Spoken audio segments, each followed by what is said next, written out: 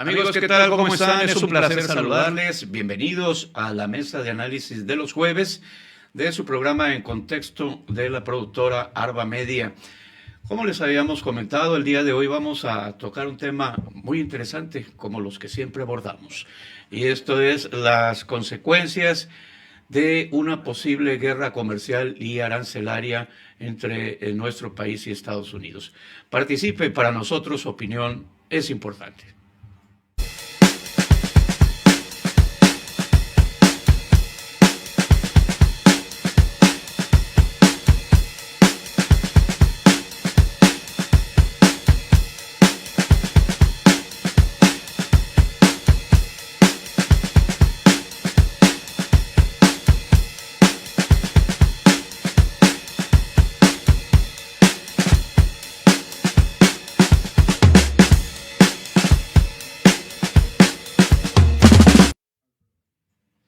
Amigos, ¿cómo están? Gracias por acompañarnos en la emisión del día de hoy a través de la productora Arba Media, su espacio En Contexto. Quiero comentarles que pues han estado corriendo ríos de tinta y litros de saliva en relación a lo que está aconteciendo entre nuestro país y Estados Unidos contra el resto del mundo. Y que es precisamente la amenaza, que algunos dicen que es un bluff, pero no se trata de eso, sobre posibles aranceles y una posible guerra arancelaria que pudiera suscitarse.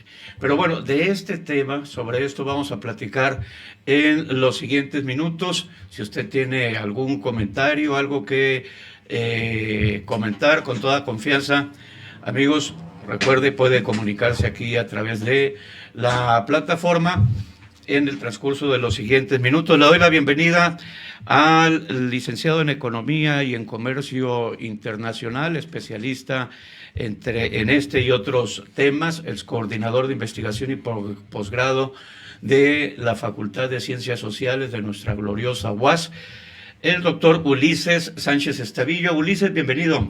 Muchas gracias, Alfredo. Gracias por la invitación para hablar justamente sobre estos temas muy de actualidad. Bueno, vamos a ver qué sale de la charla. Van a salir cosas buenas. Alejandro, ¿cómo estás? Pues bienvenidos otro jueves más, Alfredo. Otro jueves más. Pues ha estado una semana muy complicada, como lo dijiste ahorita al principio, con el nuevo presidente reelecto Donald Trump, que trae unos problemas, no sé si sean mentales o qué es lo que tiene, ni tantito, ¿no? que a medio mundo se ha echado encima. Así es, haz de cuenta que tenemos un López Obrador versión gringa, ¿no? Dicen ahí Trump Reloaded, pero sobre esto, Ulises, vamos entrando en materia, si nos lo permites. Primero, tú eres también doctor en historia. ¿Cómo surge la cuestión de los aranceles entre los diversos países? Hay una cuestión que nosotros tenemos que tomar en cuenta para entender el problema de los aranceles. Después de la posguerra, el mundo tiende a una dinámica muy global en donde los países comienzan a tener una mayor cantidad de intercambio entre ellos. Muchos países optan por algo que en economía conocemos como proteccionismo. Lo que buscan es, de alguna manera, salvaguardar sus industrias locales sobre la idea de que la llegada masiva de productos que vienen de otras economías pues puedan destruirlos, ¿no? Puedan destruirlos económicamente. Entonces, para México, nosotros podemos hablar de un modelo que aparece a finales de los años 40, que es el modelo de industrialización por sustitución de importaciones. Que justamente era esto, ¿no? No la imposición de aranceles propiamente, aunque sí los había, pero más bien esta búsqueda de fortalecer los mercados internos. Entonces, detrás de una lógica de aranceles, ahorita entraremos en materia de lo que es Donald Trump, hay una lógica de proteccionismo, y detrás de toda lógica de proteccionismo hay una lógica de nacionalismo. ¿Cuándo entró en crisis ese modelo de sustitución de importaciones, donde, por cierto, me da la impresión de que algunos quieren reactivar de nueva cuenta ese modelo? De hecho, en la narrativa de Claudia Sheinbaum se estuvo hablando en los últimos 2 días de que podía venir justamente un programa en donde se reactivaran los aspectos del proteccionismo y tratar de poner un alto a las exportaciones. El modelo en México fracasa. Yo plantearía su fracaso en medio de una crisis global que se da en 1972, que es la crisis de la inconvertibilidad del dólar, la caída de un tratado que era Bretton Woods, el Bretton Woods, que no era otra cosa sino la dolarización del comercio en términos internacionales, y en México va a ser los años 70, estos años de una política, digamos, paternalista por parte del Estado, del propio Luis Echeverría, de López Portillo, es cuando entra en un proceso de crisis, porque ante la falta de importaciones, México echó a andar una maquinaria para la que no estaba preparado, y muchas de las empresas eran públicas, muchas de las empresas eran del Estado, y tenían un aparato burocrático demasiado amplio, se prestaban para aspectos como corrupción, y bueno, eso a la larga termina por llevar a los organismos internacionales, como lo podía hacer el FMI, a exigir que ante un préstamo que México solicitaba, pues ellos tenían que venir con una dinámica de privatización. El modelo entra en crisis a finales de los años 70 y termina por destruirse a principios de los 90 con el Tratado de Libre Comercio. Bueno, eso quizá no le tocó a Alex Ávila, pero amigos, si mi memoria no falla, el Estado mexicano o el gobierno tenía más de 3,000 empresas, desde cines hasta zapaterías, y desde ahí lo que se te ocurra. Juguetes, televisiones, ¿no? Tenían el monopolio de los lápices, claro. Recuerdo todo eso lo controlaba el gobierno. Lo que nos comentaba aquí el doctor Ulises, pues tiene que ver que el dólar se impuso al patrón oro primero. Exactamente. A raíz de lo de la Segunda Guerra Mundial. Y nada más para, disculpa la pregunta, cuando entra en crisis este modelo, ¿tiene que ver también la crisis petrolera del 73? Está de alguna manera ligado, ¿no? Lo que pasa es que después de la Segunda Guerra Mundial, Estados Unidos lanza el Plan Marshall de Reconstrucción Europea, dolariza toda Europa, y en teoría toda la moneda que se emitía tenía que estar respaldada en oro. Sí. Cuando Francia se recupera, llega a Estados Unidos, ¿no? Hipotéticamente con 2 bolsas de monedas de oro, y le dice, cámbiamelo, no, cámbiame estos dólares por oro. Estados Unidos le dice, no tengo. Entonces Estados Unidos había estado imprimiendo billetes que de alguna manera eran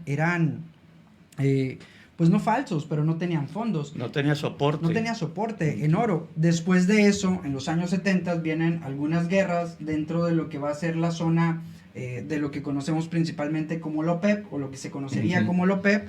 Viene una cuestión de escasez de petróleo. México asciende. José López Portillo lanza una de las frases más peligrosas y más estúpidas que se han lanzado. Sí.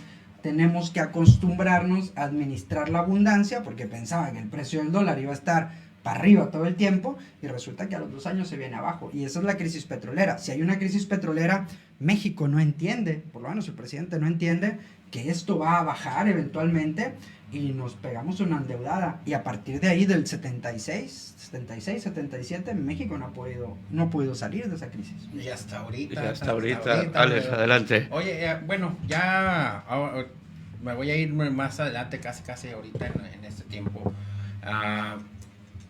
¿Qué tan peligroso es que Estados Unidos le imponga aranceles a México? ¿Qué conlleva esto? Mira, antes para los escuchas, antes de iniciar la charla, hablábamos de que había un tanto de desinformación. Sí, claro. Bien, entonces, el hecho de que haya una imposición de aranceles y la contrarrespuesta que da la presidenta Claudia Sheinbaum de que va a haber aranceles también del otro lado, tiende a ser más peligroso para México que para Estados Unidos, incluso la imposición de aranceles por parte de México al país del norte. Y es que tenemos que entender que el comercio, de manera particular, aunque todo proceso de exportación es un proceso de importación, ¿no? Si se está exportando de México, se está importando de Estados Unidos. Eso no lo podemos eliminar, pero principalmente es un proceso de importación. Quiere decir que tiene que haber en Estados Unidos un empresario o un distribuidor interesado en importar productos mexicanos. Entonces, al momento de tú poner un arancel de 25%, el importador en Estados Unidos pues va a tener que pagar una mayor cantidad de dinero por recibir esos productos mexicanos y terminará por transferirlos al consumidor de Estados Unidos. La cuestión es que si estos productos tienen un sustituto dentro del mercado, simplemente se deja de consumir el producto. Entonces, lo que hace un impuesto en este sentido es desincentivar el consumo de productos mexicanos y simple y sencillamente cambian el producto mexicano por un producto que no tenga este arancel, y ahí es donde viene el peligro, porque muchas empresas entonces van a levantar la mano. No, claro, pero más allá de eso, en México muchas empresas van a dejar de exportar porque sus productos ya no van a ser atractivos, y entonces vamos a suponer que hay un refresco mexicano que se está exportando, nos vamos a pensar en jarritos. Bueno, pues importas un refresco de Tailandia que no tiene aranceles, porque el mercado le es indiferente comprar un refresco u otro porque son sustitutos entre ellos. Sí, ya tienen el mismo valor y es lo mismo lo que hace, ¿no? Es un refresco, Claro. una bebida gaseosa, sí, del mismo sabor y listo. ¿Es? Entonces quiere decir que, por ejemplo, vamos a ponerle así, el aguacate te vale 100 pesos llevarlo, ahora costaría con aranceles 125 pesos. Claro. Entonces, pues obviamente la persona que lo va a entregar, pues le va a tener, pues no me va a alcanzar, necesito darle 25 pesos más, entonces lo tiene que dar 150. Y ahí es donde ya empieza el problema de que, bueno, pues me va a salir más caro. Y a las personas consumidoras, pues a las que le va a salir más caro. Claro, hoy si lo pensamos con el camarón, ¿no? Con el que Claudia Sheinbaum se metió con el camarón ecuatoriano, entonces digamos, si Estados Unidos no le pone un 25% al camarón ecuatoriano, va a tener entonces el camarón ecuatoriano una mayor participación del mercado porque va a ser más atractivo por una cuestión de precios. Por una cuestión de precio, y ahí es donde a nosotros sí nos afecta. Y ahí es donde a nosotros nos afecta. Ahora, si nosotros lo pensamos en el hecho de decir, bueno, es que México responde con un 25% de aranceles, también tendríamos que preguntarnos la naturaleza de la mercancía que nosotros estamos importando. Porque si nosotros estamos importando gasolina de Estados Unidos, si nosotros estamos importando alguna mercancía que vaya directamente a una cadena de producción, si estamos importando un insumo, entonces nos estamos dando un balazo en el pie, el hecho de poner un arancel. Porque si tú subes el precio de la gasolina, porque aumenta el arancel que le estamos poniendo, entonces va a afectar toda la cadena de producción, empezando por la cuestión por los aspectos de distribución. Sube la gasolina, sube todo. Entonces, no exportamos lo mismo a Estados Unidos que lo que importamos de Estados Unidos.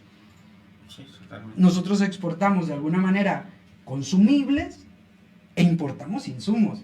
Y ahí hay una diferencia muy brutal. No se trata entonces simplemente de decir, es que sus exportaciones, nuestras exportaciones van a ser más caras, pero la de ellos también. Es que, ¿qué estamos exportando? Pues ahí es donde vemos, pero por ejemplo, ahorita que me dices, puede haber que se dé un balazo México en el pie, por así decirlo. ¿Ellos no le pasa lo mismo a los americanos? Depende de la naturaleza de la mercancía. Si la mercancía tiene un sustituto, entonces no.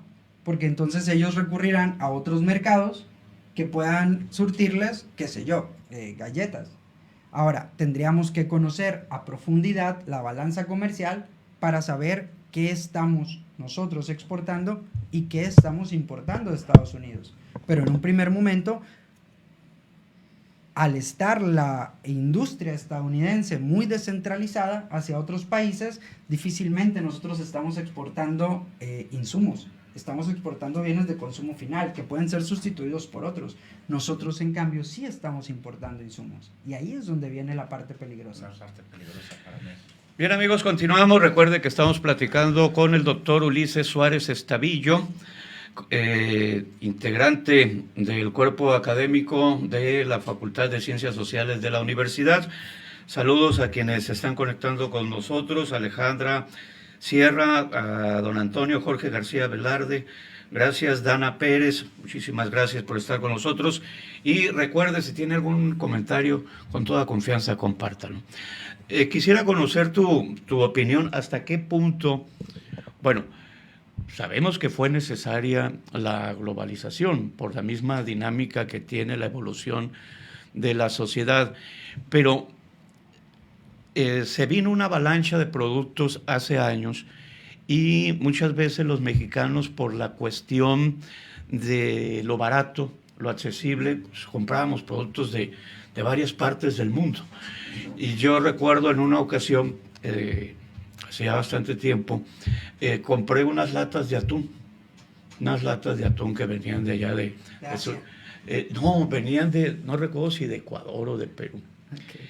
Y cuando ya las abrí, pues era como una masa muy molida, no como el atún a lo que nos acostumbramos aquí, que venía con trocitos. Es un solo ejemplo el que estoy poniendo. Claro.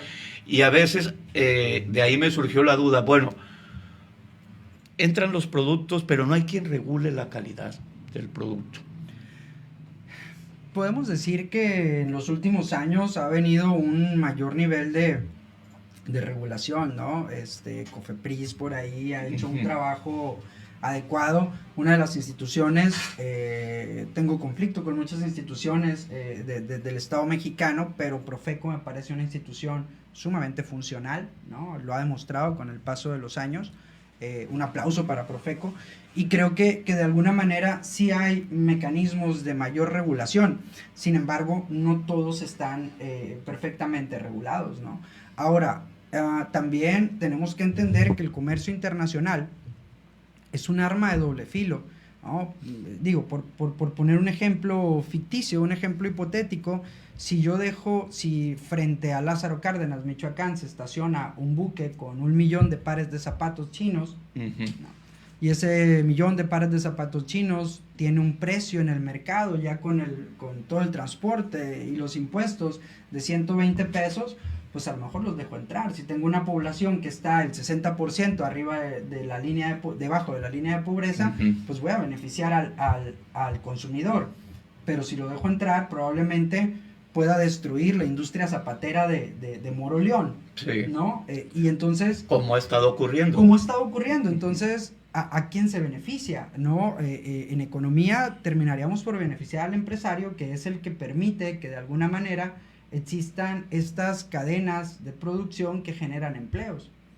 Disculpa la ignorancia, y dicen que no hay pregunta más tonta que la que no se hace, pero yo estoy impactado por la facilidad con la que entra tanto producto chino, cuya calidad es cuestionable, y donde quiera están brotando tiendotas de productos asiáticos, que es lo que se conoce, les digo yo, como la invasión silenciosa.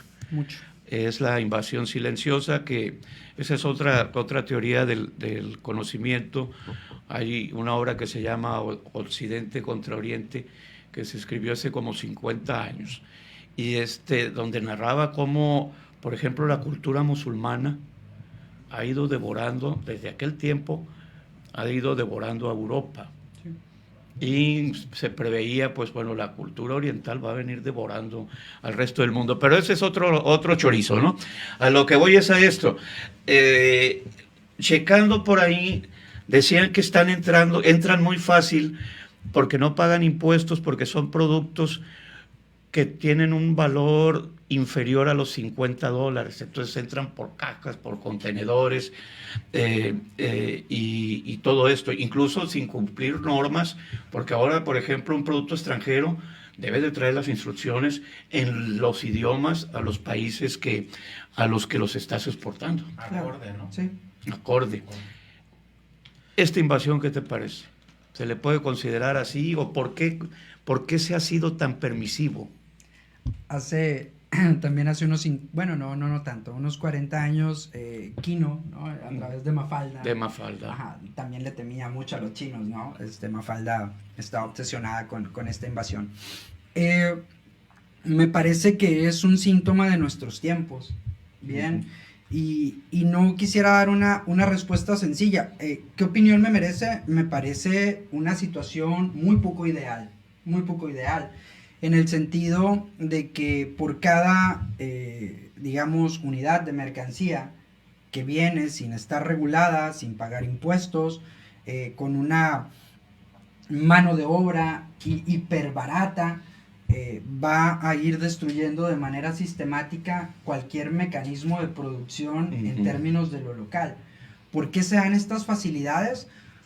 Si nos vamos a una cuestión teórica, en algún momento en este libro fundamental para los que estudiaron en algún momento economía política, que es El imperialismo, fase superior del capitalismo, de Lenin, pues hablaba de que las empresas transnacionales tenían una tendencia a convertirse en un imperio, y la forma más refinada de tener un imperio no es otra sino a través del control de los mercados. Entonces China, que tiene un aparato estatal brutal en términos de eficiencia, lo que ha hecho es incentivar que se generen economías a escala. Quiere decir que mientras más unidades se producen, más baratas son estas unidades, ha tenido la capacidad de poder traspasar cualquier frontera.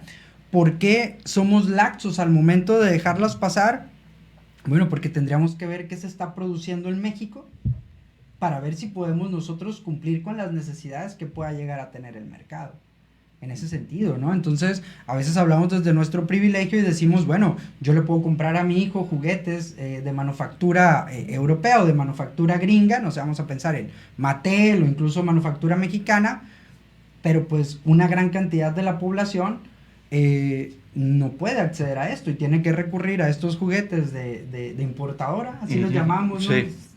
Y va y los compra. Y esa es la infancia de muchos morrillos. Y tiene que ver también con las propias condiciones de China va a avanzar cada vez más sobre los países que tengan menos posibilidad de tener un consumo. Que sean vulnerables, ¿no? Que Que son vulnerables. Sí, claro, hay vulnerabilidad. Sí, por eso los está endeudando, ¿no? Sí, claro.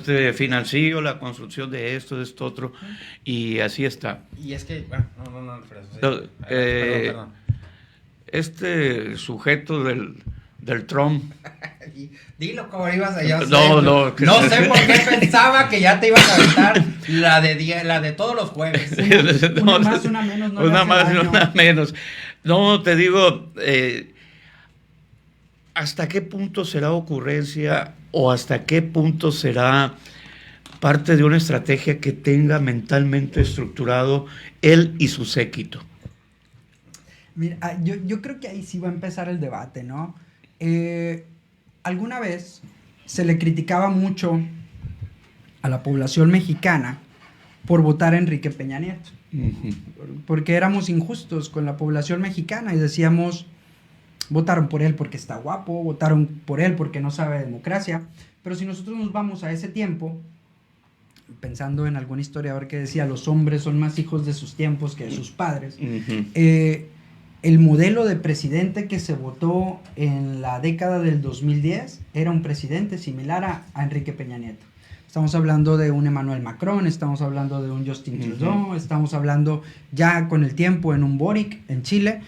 Pero si nos vamos ahorita nosotros a una generalidad, estos gobiernos radicalizados, te escuchaba decir, es nuestro Andrés Manuel López Obrador, ¿no? Donald Trump, o están radicalizados hacia la izquierda o están radicalizados hacia la derecha. Entonces, no sé si Donald Trump tenga un plan muy concertado en su cabeza.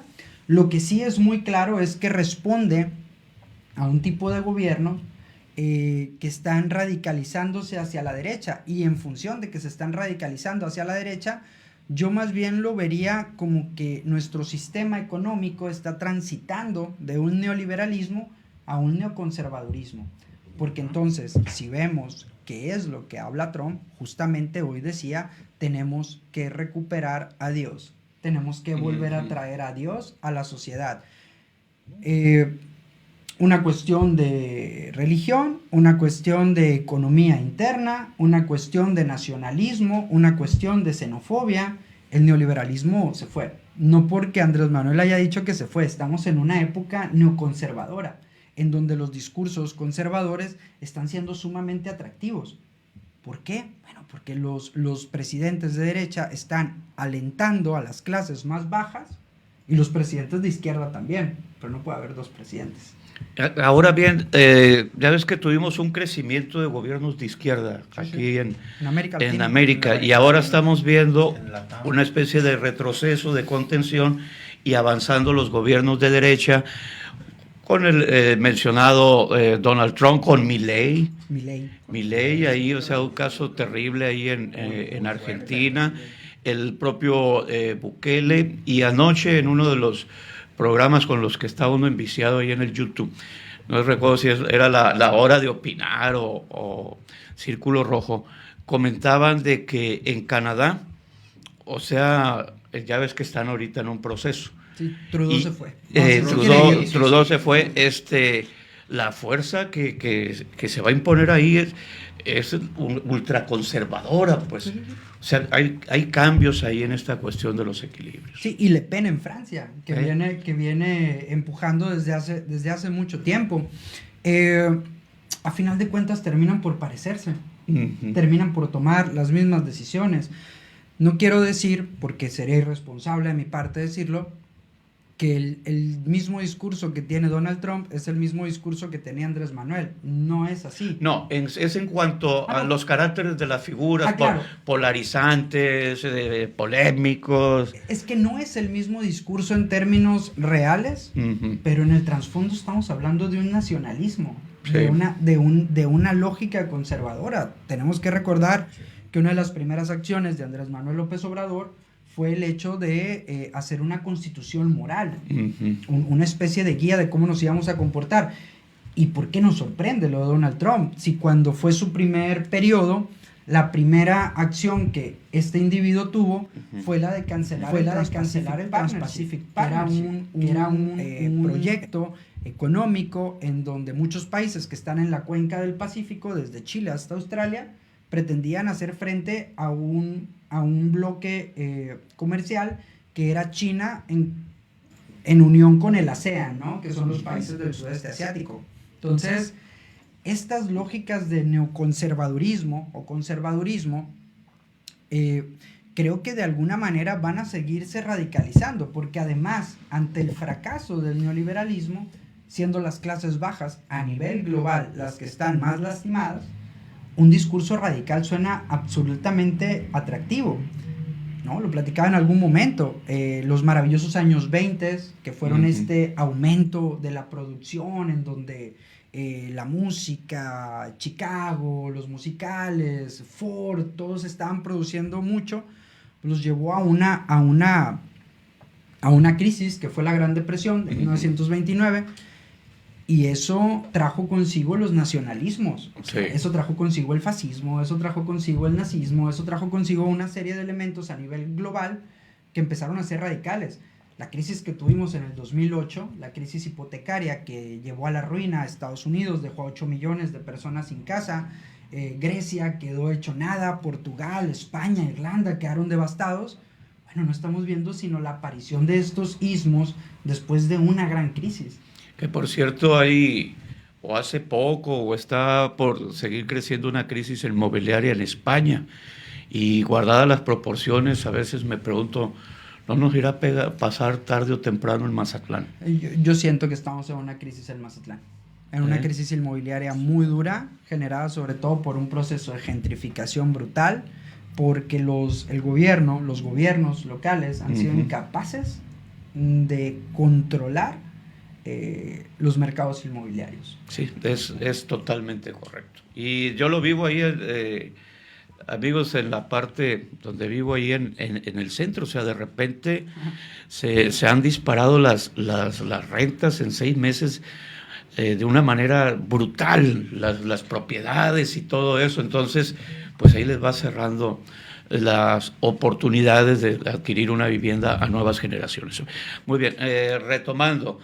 El día de hoy, López Dóriga entrevistaba al carnal Marcelo y estaba, te digo, a veces le genera a uno mucha confusión, porque al estilo del carnal, pues decía, no, es que si nos ponen un arancel al aguacate, Pues lo que lo van a pagar son los consumidores del Super Bowl.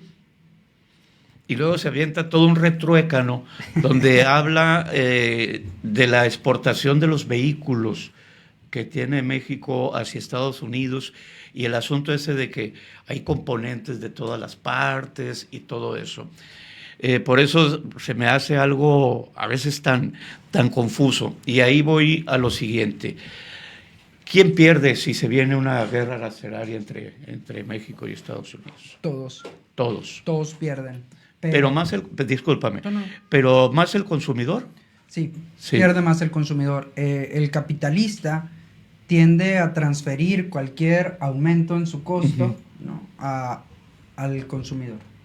Va a perder el consumidor, pero no es lo mismo un consumidor en Estados Unidos con determinado nivel salarial que un consumidor en México. Entonces, en ese orden, pues tendríamos que ver que la vulnerabilidad económica que tiene nuestro país, porque históricamente así es como se ha estado, digamos, manejando la situación, pues la llevamos de perder. Pero va a ser el consumidor. Y ojo, Estados Unidos no son clases altas. Estados Unidos tiene severos problemas de miseria. Muchos problemas de miseria. No es el Estados Unidos romántico al que nos tiene acostumbrados la mercadotecnia y todo eso. No, hay cinturones de miseria verdaderamente impresionantes y eso los ve uno cuando viajas a Los Ángeles, que Oakland, algunos, bueno, yo no conozco Oakland, pero a lo que voy es que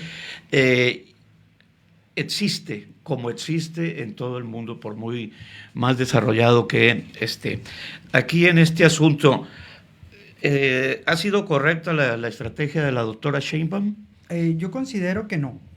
Considero que no, pero también siendo justos, ¿no?, en este sentido, todo ha sido muy súbito, todo ha sido muy de repente, todo ha sido muy... porque si bien Donald Trump venía cantando algunas de las acciones que iba a tener o que iba a hacer, no lo tomaron como algo cierto. Entonces no les dio tiempo de generar un plan para responder de manera adecuada. Y probablemente sea más allá de los vítores que pueda haber en relación a la figura que presenta Claudia Sheinbaum, ¿no?, una figura victoriosa, que además es su trabajo. Es su trabajo. Es su trabajo. No va a salir a decir, oigan, pues es que perdimos en la negociación. No va a salir a hacerlo.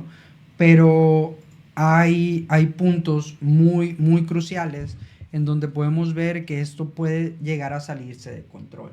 Bien, hace poco estaba en contacto con una colega, Yulisa Leal, que seguramente nos va a ver y le mando un saludo. Ella está en Tijuana trabajando justamente en los albergues de deportados. Ella está haciendo, estamos haciendo un trabajo, ella está haciendo entrevistas en tiempo real a la gente que llega y si bien el deportado tiene todo el derecho del mundo de estar en México, mucha parte de la población no lo está percibiendo así. Entonces estamos hablando de que esta deportación masiva, el gobierno federal está tratando de solventarla a través de apoyos económicos directos que son necesarios, ¿sí? Y la gente necesita un apoyo al momento de estar desterritorializada por una deportación, pero se puede convertir en una bomba de tiempo en términos económicos para el erario y en términos de un descontento social, porque la población termina por no entender por qué se le da una preferencia al deportado, porque en muchas de las ideas de los nacionales, el deportado decidió irse. Exactamente. Entonces ya no es de aquí ni es de allá. Y estamos hablando de políticas que en el sur todavía no están siendo muy visualizadas, pero hace un par de días empezó a haber noticias de que en Chiapas muchos de los migrantes que vienen de Sudamérica, de Centroamérica, están recibiendo una especie de apoyo económico de 300 pesos diarios por estar haciendo aseo en las calles. Son seres humanos y necesitan alimentarse, alimentar a sus hijos, tienen derechos. Sí, no hay discusión en eso, pero creo que no hay un plan integral estratégico para poder contener lo que se viene. Y creo que la cuerda va a tronar en términos de deportados inmigrantes.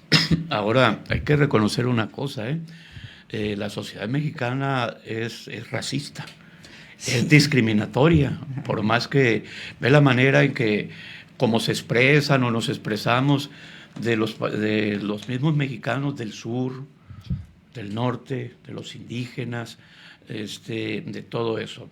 Y pues esto se puede venir, pero aparte el enorme conflicto psicológico y social que se viene en el mismo deportado, o sea, espérame, es que yo no tengo ya arraigo en México, por decirlo así. O sea, ya hice mi vida en Estados Unidos, allá tengo mis hijos, etcétera, etcétera. Está verdaderamente cañón. Saludos a Monse Herrera, continuamos, adelante. Saludos, Monse. ¿Eso podría afectar al mercado americano, eso de que la gente la estén deportando en forma masiva, o sea, estarlos sacando, los que sacaban adelante todo ese trabajo que nadie quería hacer?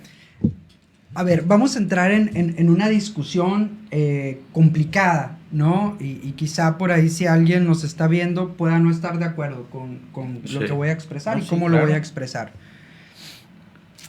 La migración, en términos masivos, porque hasta hace unos pocos meses se estimaba que migraban 3.500 mexicanos diarios a Estados Unidos. Es una cosa brutal, ¿no?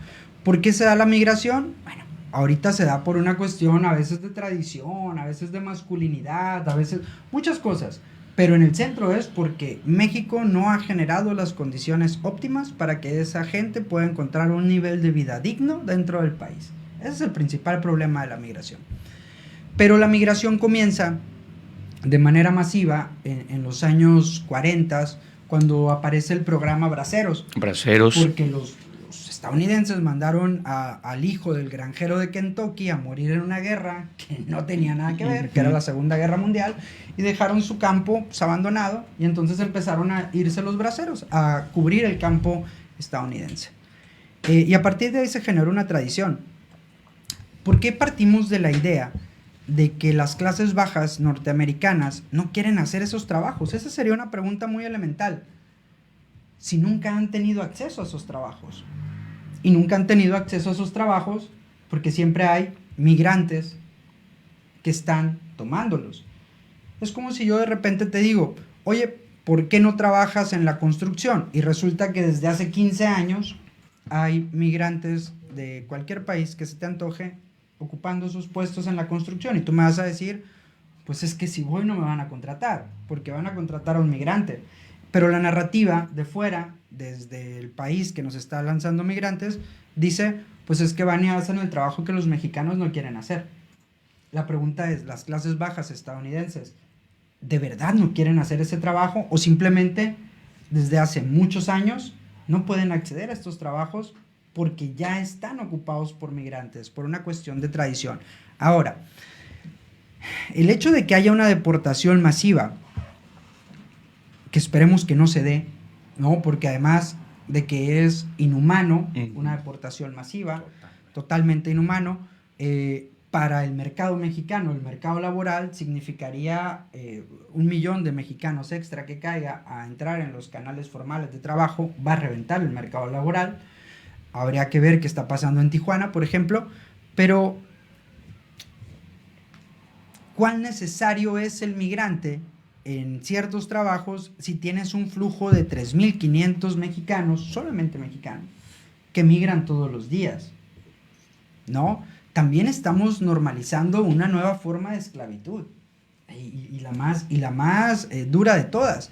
Eso de que haya 4 o 5 mexicanos en una esquina y que venga alguien y diga necesito 2, y el día de mañana no sepan qué van a comer, sí, no tendríamos por qué estar, es inhumano. Entonces, que si van a tener problemas económicos, no, yo considero, y esto ya es a título personal, no he tratado de ser objetivo a todo momento, pero aquí no se puede ser tan objetivo. Entramos en un espacio, en un espacio de subjetividad. pero mientras siga habiendo un flujo de migración hacia los Estados Unidos, mientras siga habiendo migrantes que están en disponibilidad de hacer 2 jornadas de trabajo, trabajando 16 horas al día de formas absolutamente inhumanas, creo que esos puestos que nosotros consideramos que no los quieren hacer ellos, o los estadounidenses, creo que van a seguir siendo ocupados.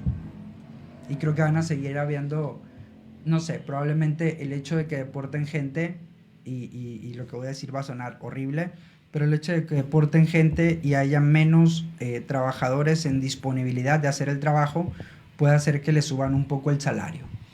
Bien, amigos, yo quiero comentarles, no recuerdo qué presidente de la República de aquellos años, no sé si fue López Mateos o Ruiz Cortines, dijo, no, los mexicanos se van a Estados Unidos por turismo. Entonces, Ruiz Cortines. Ruiz Cortines, ¿no? Pero ese fenómeno sigue siendo real. Les voy a comentar 2 cosas que no están muy relacionadas entre sí, pero que desprendo de lo que comenta aquí Ulises. Aquí en Mazatlán había hasta hace poco 60 trabajadores haitianos con permiso para trabajar en la industria de la construcción. Sí. Y ya los empiezas a ver en otros espacios. Eso por un lado. A mí en lo particular, hace años, antes de que se construyera la presa Picachos, pues yo era jefe de información del Sol de Mazatlán. Y nuestro director, el maestro Chiquete, nos comisionó a su servidor y a Arturo Gutiérrez, que tú lo conoces muy bien, a que cubriéramos todas las asambleas comunitarias, que era en ese tiempo Miguel Ángel García Granado, secretario general de gobierno, y Alejandro Higuera Osuna era el alcalde. Entonces, hacían las asambleas en los pueblos, les explicaban los beneficios de la construcción de la presa y levantaban el acta, etcétera, etcétera. Pero nosotros llegábamos a cubrir, pero también a sacar la nota de color, la historia del pueblo y eso. Y yo recuerdo que creo que fue en La Puerta.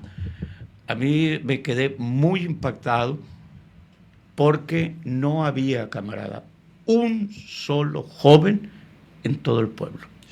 Había niños, mujeres y ancianos, pero muchos ancianos. Y había, en un jacal estaba la escuela primaria y era el único joven, el maestro. Y no era de ahí. Y no era de ahí. Y el maestro tenía como a 30 chamacos de primero a sexto. Entonces yo le decía, ¿cómo le haces, cabrón? No, dice, es que los que ya están en sexto me van ayudando con los de cuarto, etcétera, etcétera. Y a mí eso me impactó mucho y le dije, oye, maestro, ¿por qué no hay ni un solo joven aquí? No, dice, es que todos aquí en el pueblo Julano y la ciudad no vas a encontrar un joven porque todos están en Estados Unidos. Entonces, yo se los comento, o sea, me quedó muy impactado de esa dimensión, porque hay comunidades, sé que hay comunidades sinaloenses muy fuertes, muy robustas en todo, a lo largo y ancho del estado de California. Sí, hay muchos. De hecho, hablando de ese tema, ayer precisamente ya empezaron mucho norteamericanos ya a trabajar en el campo. Ya empezaron a hacer esas jornadas, eso que dicen que no lo podía hacer un norteamericano. Ya muchas granjas empezaron a hacer el cortar la naranja, la lima, todo eso, el limón amarillo. Ya empezaron gente ya de ahí del país a hacer ese trabajo, porque pues al final de cuentas pues tienen que resolver, o sea, los dueños, los caporales pues tienen que sacar esa producción de una de otra manera. A lo mejor van a tener unos cuantos 5 o 6 migrantes que los tengan ahí escondidos y los van a sacar y otra vez a meterlos, pero no les va a dar abasto para todo lo que tienen de campos. Entonces ahorita sí se empieza a ver eso. A lo mejor va a ser un parteaguas para a lo mejor lo que estabas comentando ahorita, que pues ese trabajo lo van a empezar a hacer las mismas personas. Los mismos estadounidenses. Ulises, Kaysar Navarro pregunta lo siguiente: la cuestión de unión entre los mexicanos generaría estas dinámicas de contrapoder y unión. ¿Qué piensas sobre generar un sindicato de migrantes en Estados Unidos como defensa del campo laboral mexicano en ese país? Generar un sindicato. En algún momento, Anton Pannekoek, un teórico de la escuela marxista ruso, escribía un texto que se llamaba el Consejo a los Obreros, donde les aconsejaba formar sindicatos. Y posteriormente, 4 o 5 años después, escribe un texto fundamental también en economía que se llama "Para combatir el capitalismo hay que combatir el sindicalismo". Entonces, Kaiser, si no estuvieran los sindicatos conformados, no digo que todos, pero una gran mayoría, como una estructura de poder que favorece al capital, entonces sí sería una opción. Eso sin tomar en cuenta que la figura legal del migrante es la de ser ilegal.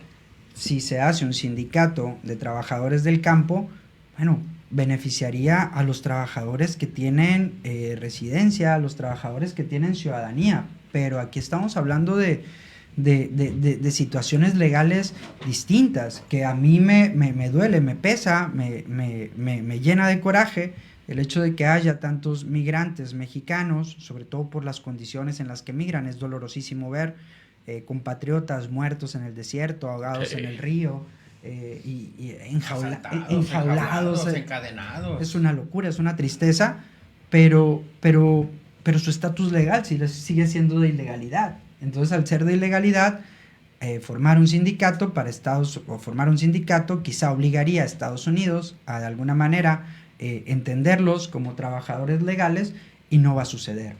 Ahora bien, carnal, por otra parte, vámonos al aspecto político. Trae el garrote blandiendo ahí Trump. Y en el caso contra México, discúlpenme, miéntenme la madre si quieren, pero creo que tiene cierto punto de razón cuando él está presionando de decir, hey, no me dejes pasar las drogas acá. Pero él también, como jefe del Estado norteamericano, no asume su responsabilidad en el sentido de que están pasando armas pues para acá. O sea, es la política como un método de extorsión. ¿Hasta dónde nos puede llevar esto? Porque ahorita está lo de la pausa y la polémica que hay entre los opinólogos o la comentocracia es que es una espada de Damocles. O sea, que cuando lleguen los 30 días va a decir, ahora quiero esto, ahora quiero esto otro, ahora quiero esto. ¿Cómo lo visualizas, Ulises? Pues aquí sí, ya dentro de un plano muy, muy especulativo, ¿no? Uh-huh. Creo que estos 30 días le costaron al gobierno mexicano el despliegue de un número bastante amplio de elementos de seguridad dentro de la frontera. Que ya estaban desplegados muchos, bueno, pero tendrá que desplegar más.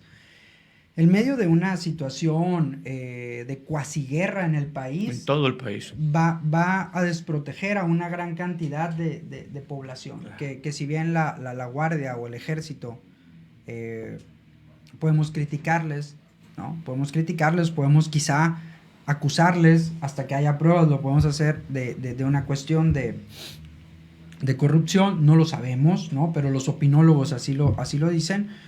Pues no dejan de ser hombres y mujeres mexicanos que van y se rifan contra el crimen organizado y ponen en riesgo su vida, y cada cierto tiempo vemos desafortunadamente bajas entre ellos, ¿no? Y van a dejar desprotegida a una población por irse a la frontera a detener a personas que están tratando de emigrar, no por ser delincuentes, sino que están tratando de emigrar porque su país no les dio las condiciones adecuadas para poder alimentar a su familia. Entonces, en este sentido, creo que el costo es alto, ¿no? Porque también si lo que se intenta es frenar la migración a través de la fuerza, vamos a empezar a ver historias tristes que pueden poner a la opinión pública en contra del gobierno. Evidentemente hay una narrativa que Trump está manejando en donde se ponen como las víctimas del narcotráfico. cuando sabemos que el crimen organizado pues son instituciones, o son organizaciones, mejor dicho, globales, que tienen alcances casi ilimitados porque tienen presupuestos casi ilimitados, ¿no? Entonces, si hay una cuestión de narcotráfico acá en México, que la hay una misma cuestión de narcotráfico en Estados Unidos, que también la hay. Entonces, sin embargo, es más fácil para un país acostumbrado al militarismo, al poder económico, poder amenazar a aquellos países que normalmente ha visto como subordinados. En ese sentido, yo aplaudo a Claudia Sheinbaum, que ha intentado de poner frente, por lo menos a las declaraciones de Donald Trump. Sin embargo, sí considero que es un contrato a corto plazo. Es el morro que llega a una empresa, lo contratan por 3 meses para que no haga antigüedad, y eventualmente después de 3 meses, ya que lo explotaron, se va a ir. Muy bien, amigos, este tema ha sido apasionante. Lamentablemente el tiempo pues ya nos comió, ya rebasamos la hora. Quedan muchas cosas en el tintero y quisiéramos, abusando de tu generosidad, más adelante volvernos a encontrar, ya sea aquí o en las instalaciones incluso de la FACISO, para darle seguimiento al tema. Me hizo recordar, tiene días insistiendo Leo Zuckerman en el asunto de Trump, dice que a Trump, como a los alcohólicos anónimos, un día a la vez, porque es un vato impredecible. Sí. Algo con lo que quieras compartir ya en esta recta final, Ulises, por favor. Considero, me voy a subir a lo de Leo Zuckerman, ¿no? Sí. Y a lo que comentas, Alfredo.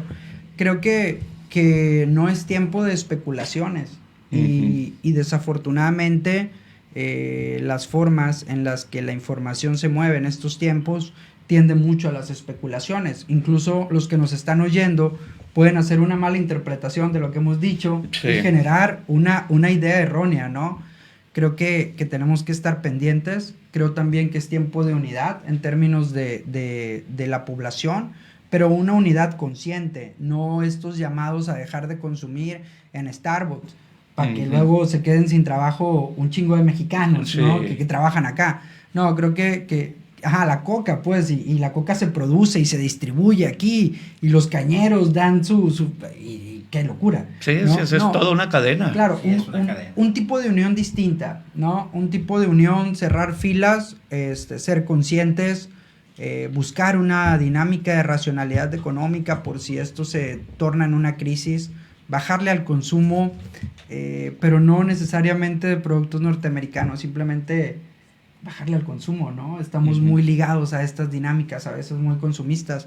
Creo que no es tiempo de especular, pero sí es tiempo de estar alertas, porque el escenario con Donald Trump cambia cada minuto. El día de hoy se fue contra Gaza, amenazó y dijo vamos a sacar a los palestinos de Gaza, y el día de mañana puede volver a ser México, dependiendo de qué humor amanezca. Sobre todo entenderlo a la luz de estas relaciones que ha empezado a tejer, ¿no? Esta figura de Elon Musk, que pudiera ser tema de otra conversación, es totalmente terrorífica. Ahí está Elon Musk en la pantalla.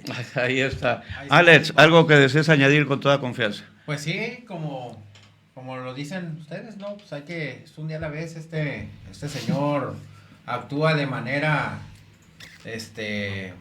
rara. A veces ataca a China, a veces a México, a veces a los países centroamericanos y al que se deje, hasta la misma Unión Europea, y se quiere salir de todos los tratados que hay. Ya se salió. Y quiere ser ermitaño, ¿no? Quién sabe qué vaya a hacer. Creo que también eso es malo en cierto modo, porque pues todos necesitamos de todos. Entonces, esto me hizo recordar, amigos, a un alcalde muy conocido de aquí, que en su primer periodo de gobierno, a mí me lo dijo,